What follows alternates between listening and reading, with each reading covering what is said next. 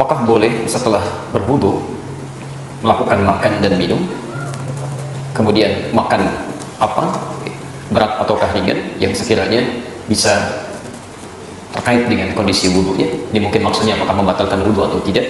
Mohon solusinya apakah ada dalam Al-Quran. Baik, kita bisa ambil teori tentang wudu pertama, ada di Quran surah ke-5 Al-Maidah ayat yang ke-6, posisi paling kiri sebelah atas. Kemudian terkait dengan makanannya yang berpengaruh kepada wudu atau tidak, ditemukan di hadis riwayat Muslim dalam kitab Sahih Muslim nomor hadis 828. Nanti kita coba uraikan keterkaitan di antara keduanya. Teman-teman sekalian, mari kita ambil hukum umum dulu dalam wudu. Quran surah ke-5 Al-Maidah ayat yang ke-6. Ya ayyuhalladzina amanu, hai orang-orang yang telah menyatakan dirinya beriman kepada Allah. Idza qumtum ila shalah, jika Anda ingin menyempurnakan salat. Mohon garis bawahi dulu kalimat ini. Kata-kata salat di dalam Al-Quran, bahkan di dalam hadis Nabi SAW, itu seringkali diawali dengan derivasi kata iqamah, baik yang bentuknya past tense, present, continuous ataupun future, baik yang sifatnya fi'il madhi, mudhari ataupun amr. Aqimus shalah, yuqimunas shalah, wa aqimus shalah, yuqimus shalah, iqamatis shalah. Nah, kata aqama yuqimu ini secara bahasa berarti sesuatu yang ditunaikan dengan sempurna. Ingat itu ya, sesuatu yang ditunaikan dengan sempurna. Jadi kalimat sholat ketika diperintahkan oleh Allah yang bermakna ibadah itu seringkali diawali kalimat penegas yang mengingatkan kita untuk menunaikannya secara sempurna. Anda garis bawahi betul dalam kaidah ilmu tafsir, bahkan juga dalam hadis, atau bahkan secara teori bahasa yang dasar, setiap ada pesan yang ditegaskan kesempurnaannya, itu yang pertama menunjukkan bahwa pesan itu mengandung makna yang sangat penting. Ada rahasia besar di dalamnya yang harus kita raih, sehingga seakan-akan jangan sampai rahasia itu tidak diraih, dan penekanan itu kemudian diletakkan pada kata kesempurnaannya. Kalau faidahnya, manfaatnya dari masalah yang ditampilkan atau informasi yang disampaikan tidak begitu penting, tentu kata sempurna ini tidak akan pernah dilekatkan pada kalimatnya. Standar aja.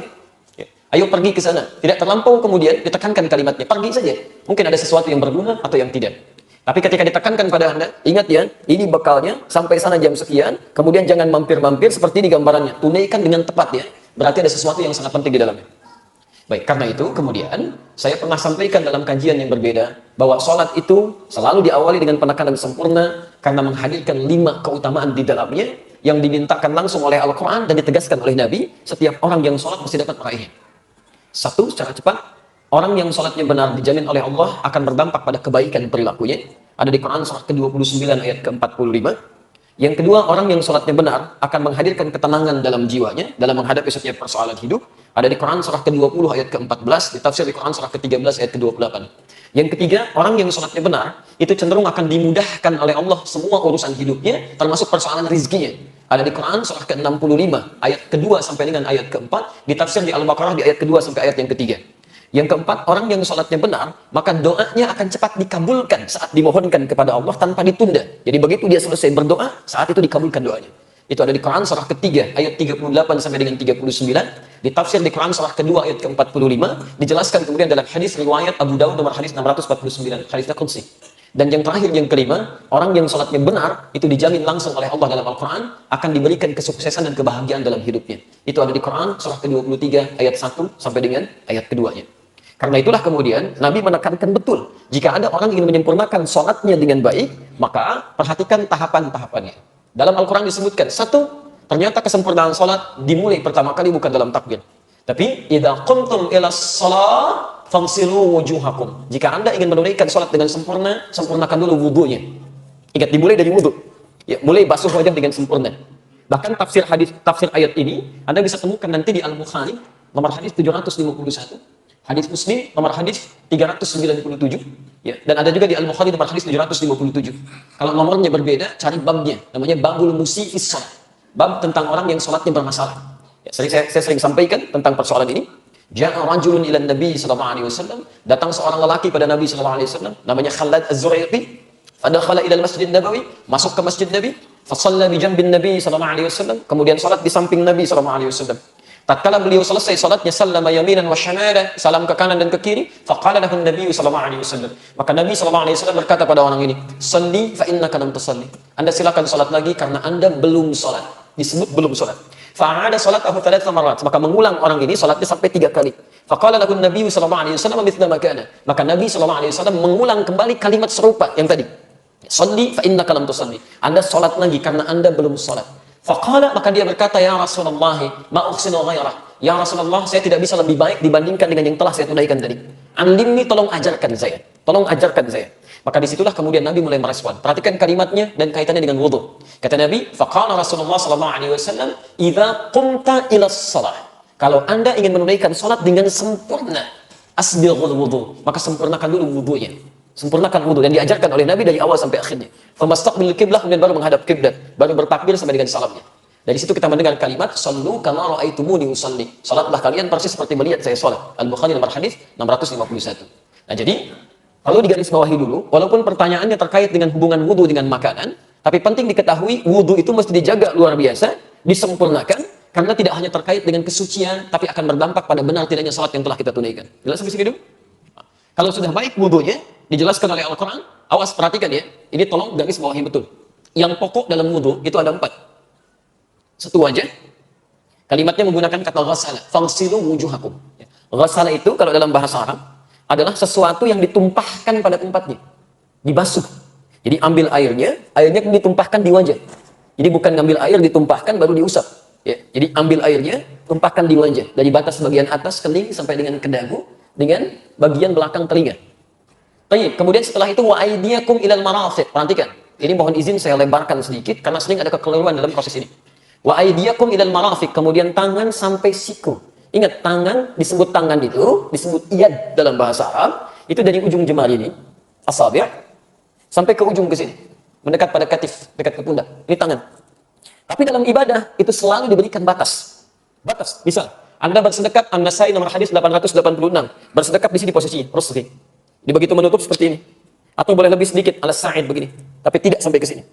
Tapi dalam wudu, ilal marafiq, jamak dari mirfaq, sampai ke sini, siku. Ya. Ingat, tangan, jari, sampai siku. Jadi bukan siku ke bawah. Jadi bukan kerannya dibuka, sikunya dibeginikan. Jelas ya? Tapi diambil airnya, turunkan sampai ke siku ke sini. Nanti itu ada hikmahnya, ada penjelasannya. Kemudian setelah itu, wamsahu bi ru'usikum. Berubah kalimatnya dari ghasala menjadi masah. Berbeda. Ghasala tumpahkan langsung di tempatnya, masaha tumpahkan dulu airnya baru diusapkan. Ya, masaha itu mengusap, bukan menumpahkan. Ya, yang diusapnya disebut masih.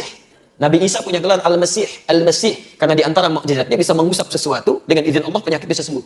Jelas ya? Tayyib. Dan yang diusap itu apa? Bukan rambut, tapi ru'us. Jamak dari kata ra'sun, kepala. Di sini keadilan Allah Subhanahu wa taala. Kalau yang diusap rambut, yang tidak punya rambut itu persoalan. Ya. Maka di sini diartikan dengan tidak ada penafsiran. Ya. Jadi semua ulama nggak ada penafsiran. Yang dibasuh itu kepalanya sehingga meresap ke dalamnya. Jadi begitu Anda buka, kemudian Anda ingin basuh, maka kemudian buang airnya, usapkan. Ya. Usapkan ke kepalanya. Menggunakan huruf ba di situ. Ba di sini dalam bahasa Arab ba punya 14 makna. Tapi di sini para ulama sepakat ya 3 yang bisa diterapkan. Satu, ba al-istighraq, yaitu mengusap dari depan sampai ke belakang. Jadi begitu Anda ingin berwudu misalnya, Anda kemudian mengusap muka, tumpahkan airnya diusap dari depan ke belakang. Jika dalam pelaksanaan itu tidak ada kesulitan berarti, tidak ada penyakit, tidak ada hambatan, untuk laki-laki khususnya, usap dari depan ke belakang. Jika kemudian ada persoalan, misal sakit sebagian dari anggota di kepalanya, sebagiannya, maka itu bisa berarti at-tab'il ma'at tahdid. Ya, sebagian dengan batas. Batasnya kata para ulama itu sampai di ubun-ubun di sini. Ya, jadi Anda bisa usapkan sepanjang kena ubun-ubunnya di sini, itu sudah sah dipandang mengusap. Dan yang terakhir, bagaimana jika di ubun-ubun pun ada persoalan? Maka ba di sini berfungsi sebagai at-tab'id min duni tahdid. Ya, mengusap tanpa ada batas, sepanjang disebut bagian dari kepala. Dan kenapa hikmahnya menggunakan huruf ba? Karena Masya Allah, Allah lebih mengerti situasi kita, karena tidak setiap orang bisa mengusap secara sempurna. Ada perempuan yang mungkin menggunakan hijabnya dalam suasana di tempat tertentu nggak bisa dibuka. Ibu boleh ambil air di sini, kemudian usapkan sebagian kepala, itu sudah sah. Antum ada persoalan luka misalnya tertentu, kemudian usap sebagiannya, itu sudah sah wudunya. Dan jangan merasa tidak sempurna, karena syariat menetapkan itu. Yang keliru, walaupun dia sehat, tapi tidak mengusap kepala, cuma rambutnya aja. Sudah sisir, sudah bagus, minyaknya banyak, luar biasa, gitu ya. Gak mau berubah tampilan rambutnya, tiba-tiba utak, gitu ya, selesai. Nah, kemudian tiba-tiba tunaikan sholat, itu tidak tepat. Yang terakhir, ya kemudian wa arjunakum ilal ka'bain, kembali membasuh, bukan mengusap. Membasuh kaki sampai dengan ke mata kakinya. Itu yang pokok yang 4. Jadi selebihnya itu sunnah. Dan sunnah itu berpahala dikerjakan. Ya, berpahala. Jadi kalau Anda sempurnakan dari mulai berniatnya, kumur-kumurnya, istinsyaknya, sampai telinga, sampai ke ujungnya, pahalanya lebih banyak di situ. Tapi kalau airnya kira-kira tidak cukup untuk keseluruhan, jangan buru-buru tayamum. 4 dulu diniat. Ya, yang pokok ini. Jadi jangan langsung Anda simpulkan tayamum. 4 dulu kemudian Anda tunaikan ini. Kalau bisa dimaksimalkan yang 4 ini, maka dahulukan yang 4 untuk dibasuh. Baru setelah itu wudhu Anda sempurna di sini. Kecuali bila tidak ditemukan sama sekali, fa illam tajidu ma'a. Wajada dalam bahasa Arab bukan berarti airnya nggak ada. Hati-hati ya, fokus. Ada 3 keadaan. Diterjemah diartikan jika Anda tidak menemukan air. Kalimat bahasa Qurannya menggunakan wajada. Fa illam tajidu. Wajada itu bisa berarti 3 hal. Pertama, airnya sama sekali tidak ada. Itu jelas, tidak ada perdebatan di sini. Yang kedua, airnya ada, tapi sifatnya sangat terbatas. Digunakan untuk kepentingan yang lebih besar lagi. Ada buang hajat, ada macam-macam dan sebagainya. Seperti Anda di pesawat, ya kan? Atau di tempat tertentu, yang kalau Anda gunakan untuk wudhu, bisa, madarat kepada aspek yang lainnya. Maka dalam hal ini, Anda diperkenankan, diberikan keringanan untuk tidak berwudhu di sini. Nanti diganti dengan alternatif yang selanjutnya. Tapi yang ketiga, airnya ada. Dan berlimpah. Banyak, tidak ada masalah. Cuma Anda secara fisik tidak bisa menggunakan air itu. Karena secara medis mungkin sedang bermasalah, dokter menyarankan untuk tidak menggunakan air karena akan berdampak pada kesehatannya. Maka dalam situasi yang 3 ini, fatayammamu, silahkan Anda bertayamum. Silahkan bertayamum. Menggunakan apa? Menggunakan? Baik, supaya tidak ngarang, kita kembalikan ke ayatnya. Okay? Fatayammamu sa'idan thayyiban. Maka bertayamumlah dengan menggunakan debu yang suci, bersih. Awas, debu yang bersih. Ini bukan cuma debu. Kalau cuma debu itu gampang Pak, di mana aja ditemukan. Masya Allah, saya ingin sempurna menunaikan tayamumnya. Debunya yang kelihatan langsung jelas. Knalpot ditempelin begini, ya. Kemudian dipakai. Itu tidak thayyib. Debu itu bisa melekat dimanapun, tapi Anda harus cari tempat yang baik. Itu yang digunakan untuk tayamum. Jelas di sini? Thayyib. Kalau sudah dipandang jelas, teman-teman sekalian, baru kita kaitkan. Kalau setelah wudhu ini kemudian saya makan, boleh nggak? Ini persoalannya. Apakah membatalkan atau tidak? Nah, sesuatu yang membatalkan wudhu tidak berhenti sampai sini. Ayat ini teruskan. Ayat ini teruskan. Jika Anda ingin pergi untuk buang hajat, misal, ya, mohon maaf, keluar dari ya tempat-tempat yang normal dianggap bermasalah, ya. Misal dari tempat-tempat keluarnya, apakah buang air kecil, buang air besar, keluar angin dan sebagainya, bahasa Qurannya sopan sekali. Jika Anda pergi ke toilet, ke tempat untuk buang hajat, itu bisa menghadirkan segala jenisnya, Nah, itu pasti membatalkan wudhu. Aulamastumun nisa, atau sengaja bersentuhan langsung, ya, sengaja, ada niat kesengajaan. Beda antara lamasa, massa dengan lamasa, itu lain. Awas, Anda mesti hati-hati ya. Jadi ada lamasa, lam, mim, sin.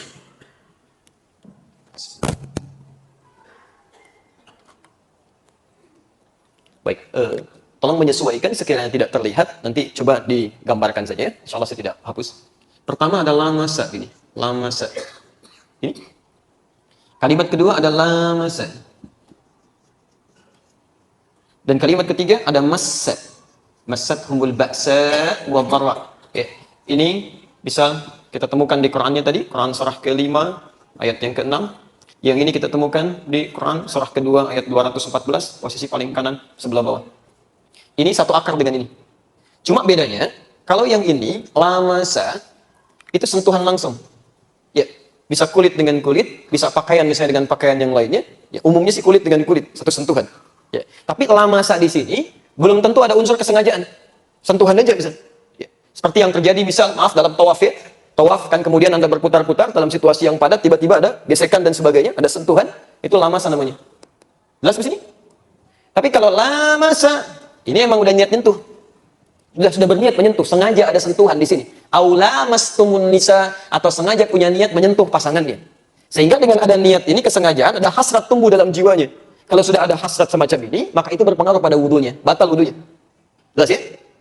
Kalau massa, begini, massa, itu artinya sentuhan yang terjadi tanpa kontak fisik. Tanpa kontak fisik. Ya, misal, Anda melihat sesuatu tayangan di televisi yang mengharukan, tiba-tiba hati tersentuh, kemudian tiba-tiba menangis, ya? Nah, itu massa namanya.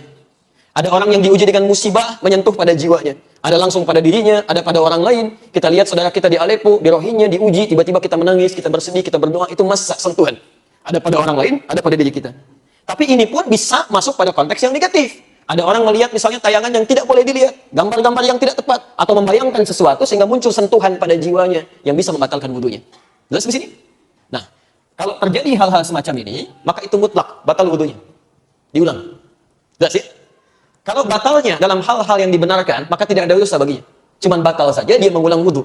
Tapi kalau batalnya diakibatkan oleh maksiat, maka selain batal dia pun berdosa dan dia harus bertobat pada Allah Subhanahu wa taala dari dosanya. Jelas di sini? Baik, hati-hati. Kadang-kadang saya pernah temukan orang-orang iseng.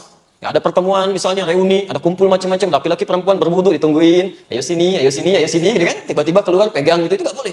Ya, yang dipegangnya nggak batal karena dia nggak berniat. Cuman yang megangnya dia berdosa. Dia berdosa, dia. Nah, teman-teman sekalian, itu yang sifatnya standar. Lalu bagaimana dengan makanan? Kita kembalikan ke keterangan Nabi Shallallahu Alaihi Wasallam. Hadis Muslim nomor hadis 828. Seorang sahabat bertanya pada Rasulullah Shallallahu Alaihi Wasallam, Ya Rasulullah, wahai Rasulullah, apakah makan kambing membatalkan wudu? Apakah makan kambing membatalkan wudu? Kata Nabi, la, tidak. Ketika dia bertanya, Ya Rasulullah, apakah makan unta ibil membatalkan wudu? Kata Nabi, na'am, falyatawaddah idza akala al-ibil. Ya, maka berwudulah ketika Anda memakan unta. Dari sini, orang-orang yang tekstual menyimpulkan bahwa dalam konteks ini hanya unta. Ya, yang tekstual, teksnya begitu, dipahami begitu. Hanya unta yang kalau dimakan, maka itu yang membatalkan wudu, kemudian dia berwudu kembali. Sedangkan makanan selain unta, itu diperkenankan, gak ada masalah. Nah, yang kontekstual bukan melihat untanya, tapi melihat pada jenis makanannya. Ya. Di Arab itu, kalau Anda urutkan makanan-makanan misalnya, dari daging yang paling standar, orang Arab makan kambing biasa. Sampingnya ada zaitun, ada salatoh, ada macam-macam. Ya, baunya bisa cepat hilang, normal biasa. Dan kambing di Arab dengan kambing di kita beda. Baunya lebih bau kambing di sini. Karena makanannya lain unsurnya, ya. Menyengatnya lebih menyengat yang di sini, sana agak biasa. Tapi unta itu berbeda. Dari mulai lihatnya, pengaruhnya, baunya, macam-macamnya. Jadi kalau makan misalnya sekaligus makan daging unta pada saat itu, sementara membersihkannya dengan menggunakan siwak saja, sekarang belum ada semacam odol dan sebagainya, maka ketika digunakan sholat, baunya masih ada. Ya, keadaan masih meresap. Maka kemudian dipahami secara kontekstual setiap makanan-makanan yang punya jadi sifat seperti unta. Yang kalau dimakan masih menghasilkan bau yang tidak sedap, masih berpengaruh pada kekhusyuan dalam ibadah, maka yang seperti itu yang terbaik berwudu kembali. Misal jengkol dan saudara-saudaranya, kan? Anda makan jengkol, obatnya pete, makan pete, obatnya jengkol, kan? Tapi sama-sama bau di situ. Ya, jangan dipaksakan bawang, saya kan, yang sekiranya menghasilkan bau tidak sedap. Anda saja sudah tidak merasa sedap. Bagaimana Anda menghadap Allah? Anda pribadi merasa tidak sedap berbicara dengan orang lain, merasa tidak nyaman. Masa mau berbicara dengan Allah dalam konteks sholat? Halo, jelas? Allahu a'lam bishawab.